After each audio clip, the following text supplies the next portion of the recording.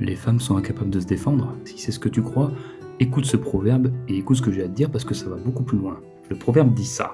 Dieu a créé les hommes et Samuel Colt les a rendus égaux. Samuel Colt, c'est un pionnier dans l'armement, un des pionniers sur les revolvers notamment. Ce que ça veut dire concrètement, c'est que les technologies, elles effacent les différences de capacité physique. Il y a eu des femmes qui ont été samouraïs, il y a eu des femmes qui ont été chevaliers. Elles étaient peu nombreuses, mais elles avaient une épée, éventuellement une armure. Elles ont pu utiliser la technologie de leur époque pour s'insérer dans un milieu où il y avait encore une grosse demande de force physique.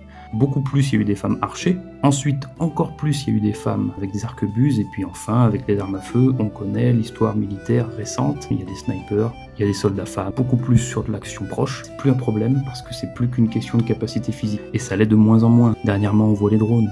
Un pilote de drone, que ce soit un homme ou une femme, quelle différence finalement ?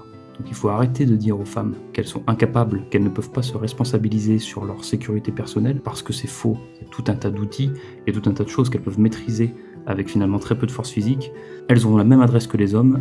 Les femmes sont tout à fait capables de faire aujourd'hui aussi bien qu'un homme avec la technologie associée. Mais attention, c'est pas une excuse pour délaisser complètement ses capacités physiques. En cas d'urgence, c'est la seule chose sur laquelle tu peux te fier pour toujours.